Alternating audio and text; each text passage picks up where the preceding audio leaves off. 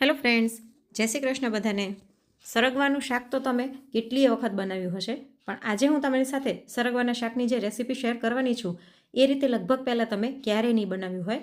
તો ચણાના લોટને શેકવાની કે બીજી કોઈ પણ ઝંઝટ વગર એકદમ ઝટપટ બની જતું આ ચટાકેદાર શાક તમે રોટલી, પરોઠા, ભાખરી અથવા તો ભાત સાથે પણ ખાઈ શકો, એટલું સરસ ટેસ્ટી બને છે. તો કાઠિયાવાડી સ્વાદવાળું આ ચટાકેદાર લોટિયું જો તમને ગમે તો વિડીયોને એક લાઇક કરી ચેનલને સબસ્ક્રાઇબ જરૂરથી કરી નાખજો અને બાજુમાં આપેલા બેલ આઇકનને ઓલ પર કરી નાખજો, જેથી દરેક નવા વિડીયોની નોટિફિકેશન તમને મળતી રહે. તો ચલો શરૂ કરીએ આજની રેસીપી. અહીં મેં 4 નંગ અને વજનમાં જોઈએ તો આશરે 200 ગ્રામ જેટલી સરગવાની સિંગને ધોઈને લૂછી અને ટુકડામાં સુધારી લીધી છે. અને સરગવાની સિંગ સહેજ જાડી હોય એવી લેવાની, બીવાળી નહીં પણ જાડી લેવાની, એટલે અંદર ગરનો ભાગ હોય જેથી ખાવામાં સરસ મીઠી લાગે. હવે આ શીંગને આપણે કુકરમાં નાખી દઈએ. સાથે અડધો ગ્લાસ જેટલું પાણી, ચપટી મીઠું અને ચપટી હળદર નાખી કુકરનું ઢાંકણું બંધ કરી અને મીડિયમ ફ્લેમ પર ખાલી એક વિસલાની વગાડવાની છે, જેથી આપણી સરગવાની શીંગ ચડી પણ જશે અને મેશી પણ નહીં થાય. તો કુકરમાં વિસલ થાય છે ત્યાં સુધી અહીં મેં 2 તીખા લીલા મરચાં, 1 ચમચી લસણની કળી અને 1 નાનો આદુનો ટુકડો લીધો છે. એને ખાંડીને આપણે એની પેસ્ટ તૈયાર કરી લઈએ. આ પેસ્ટને સાઈડમાં રાખી અને એક બાઉલ લઈ લઈશું. આની અંદર આપણે અડધા કપ જેટલું દહીં લઈ લઈએ. દહીં બહુ ખાટું હોય તેવું નહીં લેવાનું. તેની અંદર 2 ચમચી જેટલો આપણે ચણાનો લોટ અથવા તો બેસન એડ કરી દઈશું. તો 2 શીંગની સામે 1 ચમચી આપણે ચણાનો લોટ લેવાનો છે. તો તમે જેટલી શીંગનું શાક બનાવતા હોય એ પ્રમાણે તમારે લોટ લેવાનો. તો અહીં દહીંની અંદર ચણાનો લોટ મિક્સ થઈ અને એકદમ સરસ આપણી ઘટ આ ગ્રેવી બની ગઈ છે.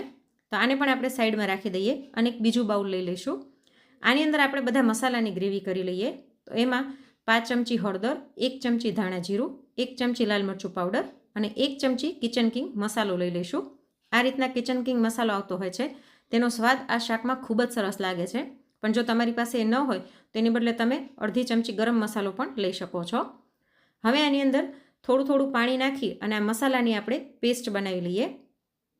આવી રીતે બધા મસાલાની પેસ્ટ બનાવીને તેલમાં નાખવાથી મસાલા બળતા નથી અને એનો સ્વાદ અને સુગંધ બંને ખૂબ જ સરસ આવે છે.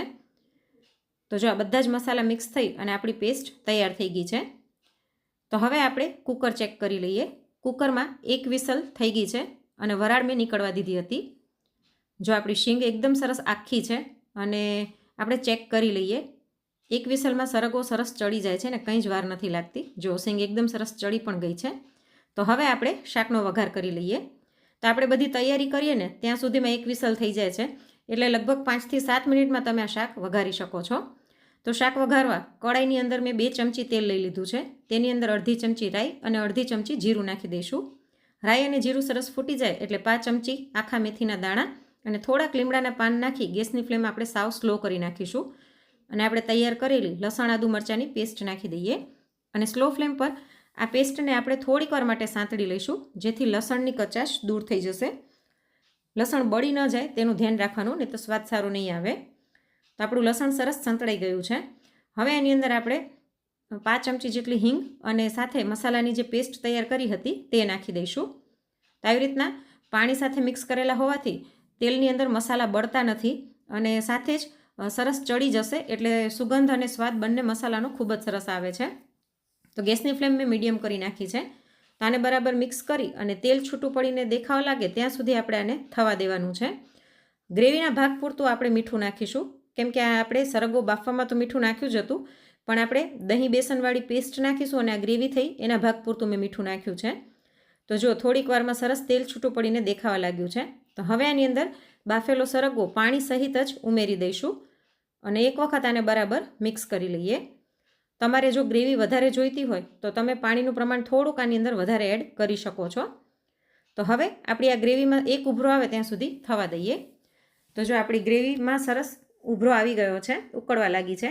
તો હવે આપણે ગેસની ફ્લેમ એકદમ સ્લો કરી અને જે દહીં બેસનનું ઘોળ આપણે તૈયાર કરીને રાખ્યું હતું તે આની અંદર બધું એડ કરી દઈએ. આપણે ઉકળતી ગ્રેવીમાં ઘોળ નાખીએ છીએ એટલે આપણો ચણાનો લોટ છે તે કાચો નહીં રહે, સરસ ચડી જશે. હવે આને ચમચાથી હલાવ્યા વગર ઢાંકીને 2-5 મિનિટ થવા દઈએ. તો જો લગભગ 4 થી 5 મિનિટ જેવું થઈ ગયું છે અને એકદમ સરસ ચણાનો લોટ પણ શેકાઈ ગયો છે અને સુગંધ પણ ખૂબ જ સરસ આવે છે. તો ઉપરથી થોડીક કોથમીર નાખી દઈએ અને લગભગ 5 ચમચી જેટલી હું ખાંડ નાખું છું દહીંની ખટાશને બેલેન્સ કરવા માટે. એનાથી ગળ્યો ટેસ્ટ નહીં આવે, પણ જો તમારે ખાંડ ન નાખવી હોય તો સ્કીપ કરી શકો છો.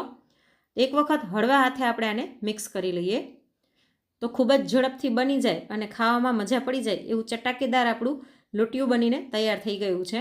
જો જોઈને જ મોઢામાં પાણી આવી જાય એવું શાક બન્યું છે. તો હવે ગરમા ગરમ શાકને આપણે સર્વ કરી લઈએ.